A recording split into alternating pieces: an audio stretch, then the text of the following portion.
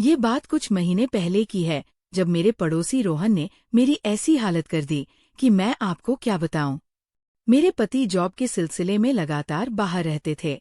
उनका एक अच्छा दोस्त हमारे घर के पास ही रहता था। मेरे पति ने उसे घर पर बुलाया था और मुझसे मिलवाया था और उससे कहा था कि अगर कभी रिया को जरूरत पड़े तो अपनी मदद कर देना और बाजार से सामान लाकर पहुंचा देना। वह रोहन बहुत केयरिंग था। जरूरत पड़ने पर हमारे घर का छोटा मोटा काम भी संभाल लिया करता था। दोस्तों, अगर आपको स्टोरी इतनी अच्छी लग रही है तो सबसे पहले वीडियो को लाइक करें और चैनल को सब्सक्राइब जरूर कर लें। एक बार लाइक और सब्सक्राइब कर लीजिए। फिर आगे बढ़ते हैं स्टोरी में। एक शाम जब मेरे पति दिल्ली से बाहर थे, उसका वह दोस्त जो हमेशा मुझे ऐसे देखता था जैसे उसने कभी मेरी तरह खूबसूरत औरत नहीं देखी हो। मेरा नाम रिया है। मेरी उम्र 26 साल है। मैं आपको साको अपनी पर बीती कहानी सुनाने जा रही हूँ। एक शाम की बात है। उसने मेरे घर की घंटी बजाई।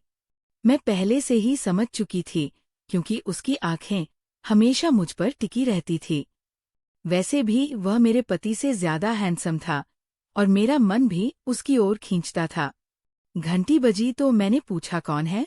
बाहर से आवाज आई, रिया जी, मैं रोहन हूँ। आवाज सुनते ही मेरी सांसें तेज हो गई। उसने पहली बार मुझे रिया जी कहा था और उसका लहजा कुछ अलग सा था, जैसे वो कहकर कुछ और इशारा कर रहा हो। मैंने तुरंत दरवाजा खोल दिया। उसने पूछा, आप ठीक तो हैं? मैंने धीमे से कहा, जा, मेरी कमर में तेज दर्द है। रोहन ने मुस्कुराते हुए जवाब दिया, अगर आप कहें तो मैं मालिश कर दूं, दर्द तुरंत आराम हो जाएगा। उसकी बात सुनकर मेरी सांस रुक सी गई। मैं समझ गई थी वो असल में क्या कहना चाहता है, लेकिन मेरा भी मन उसी राह पर था। मैंने बस हल्का सा सिर हिलाया और वो अंदर चला आया। मैं बेड पर लेट गई। उसने तेल लिया और हाथों पर लगाया और मेरे पास आ बैठा। उसका बदन मेरे इतना नजदीक था। उसकी एक उंगली मेरी गर्दन को छू। सांसें और तेज हो गई। उसकी उंगलियों का वह स्पर्श सीधे दिल को छू रहा था, कभी हल्का दबाता, कभी गहरा। मैंने आंखें बंद कर ली और होंठ दबाने लगी। रोहन धीरे से बोला, रिया जी, लगता है तेल असर कर रहा है। उसकी मुस्कान, उसकी नजरें सब मुझे काबू से बाहर कर रही थी। मैं खामोश थी, लेकिन अंदर से पूरा बदन कांप रहा था। दोस्तों, स्टोरी आपको इतनी अच्छी लग रही है तो एथेंट्रीना अभी वीडियो को लाइक कर दो और चैनल को सब्सक्राइब कर लो, क्योंकि आगे भी ऐसी ही मजेदार स्टोरी आने वाली है। और जो सब्सक्राइब करेंगे उन्हें उसकी उंगलियां कभी नीचे जाती, कभी ऊपर। मैंने उसके हाथ को रोकने की कोशिश की पर रोक नहीं पाई।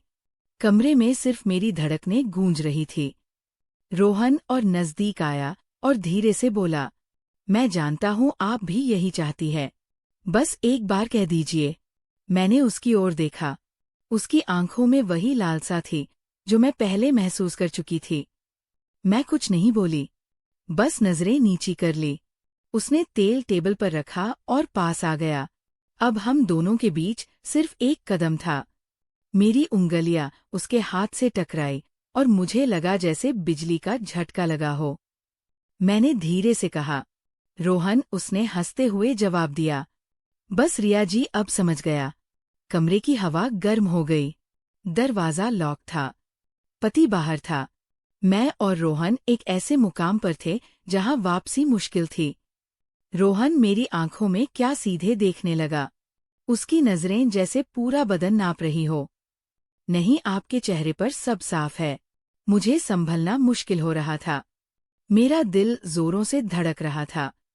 मैंने खुद को काबू किया और उसकी तरफ मुड़ी। वह धीरे से और करीब आया। कर ली जैसे मैं भी तैयार थी।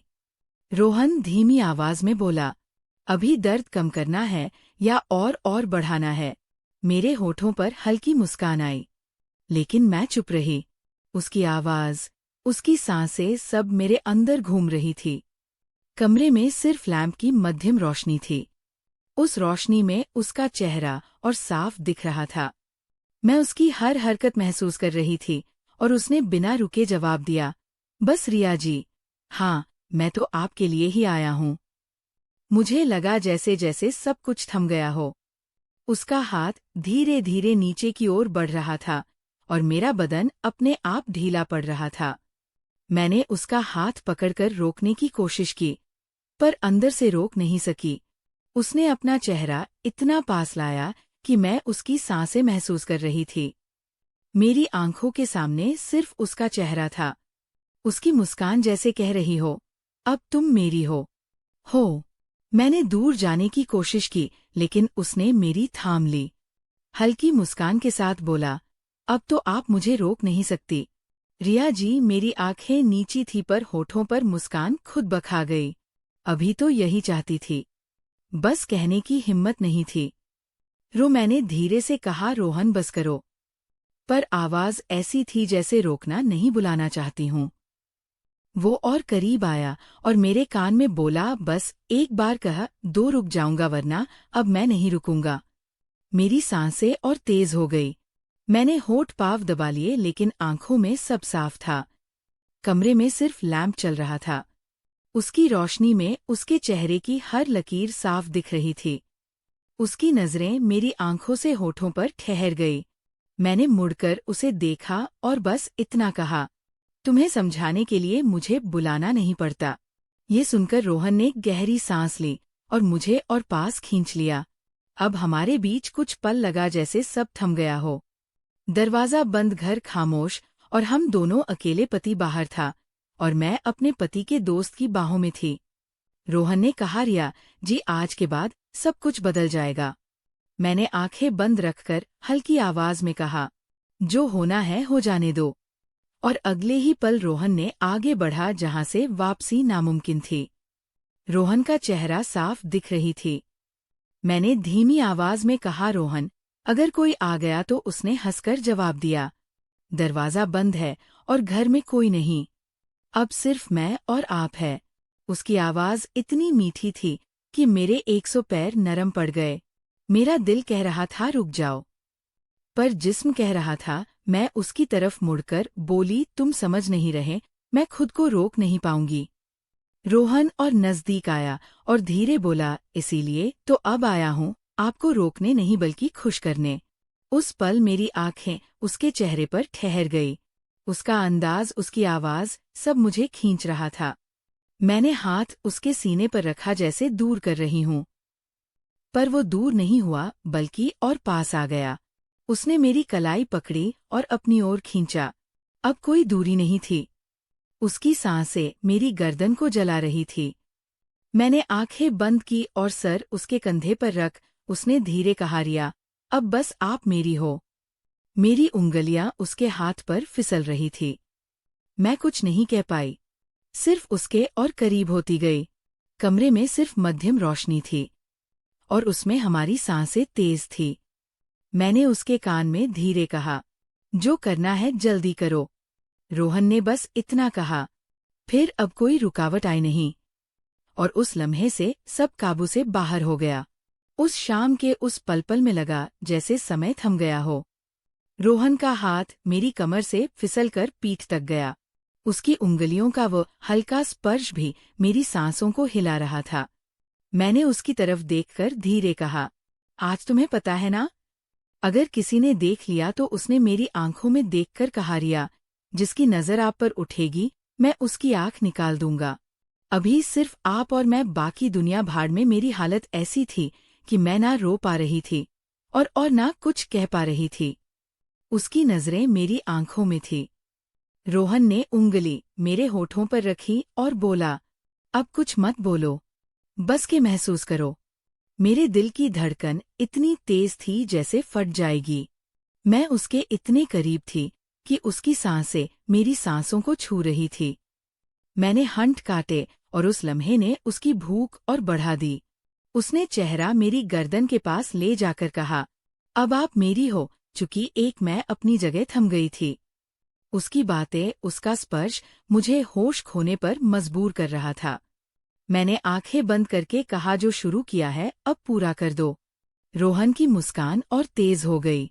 उसने मुझे और कस लिया और उस शाम कमरे की खामोशी सिर्फ हमारी सांसों की गर्मी से टूट रही थी। रोहन ने मुझे अपनी बाहों में ऐसे कसाया जैसे मैं उसकी सांसों का हिस्सा बन गई हो। उसकी उंगलियां एक सजा अब धीरे धीरे मेरी कमर से नीचे सरक रही थी और मैं बस सांस रोककर महसूस कर रही थी। मेरी हालत ऐसी थी कि मैं बेकाबू हो चुकी थी। मैंने धीरे से उसके कान में कहा, बस अब और इंतजार मत करा रोहन। मुझे लगा कि उसका स्पर्श मेरे पूरे शरीर को जगा रहा था और मैं खुद को नहीं संभाल पा रही थी। कमरे की हवा और गर्म होती जा रही थी। मेरी सांसें अनियंत्रित हो चुकी थी और उसका करीब आना मुझे और ज्यादा बेकाबू बना रहा था। रोहन की नजरें हर पल मुझे और खींच रही थी, जैसे वह जानता हो कि मैं अंदर से कितना चाह रही हूं। मैंने सोचा कि अब इस पल से वापस ही नामुमकिन है और जो होना है वो हो जाने दो। उसकी उंगलियां फिसलती हुई मुझे और पास ला रही थी और मेरा बदन अपने आप उसकी ओर झुक रहा था। ये सब कुछ मांचक था कि मेरी धड़कनें रुकने को तैयार नहीं थी। रोहन ने धीरे से मेरे कान में फुसफुसाया कि अब सिर्फ हम दोनों हैं और कोई रुकावट नहीं, और मैं बस चुपचाप आंखें बंद करके सब महसूस कर रही थी। उस शाम की वो गर्माहट अभी भी मेरे मन में घूम रही है और मैं सोचती हूँ कि ये पल कभी खत्म ना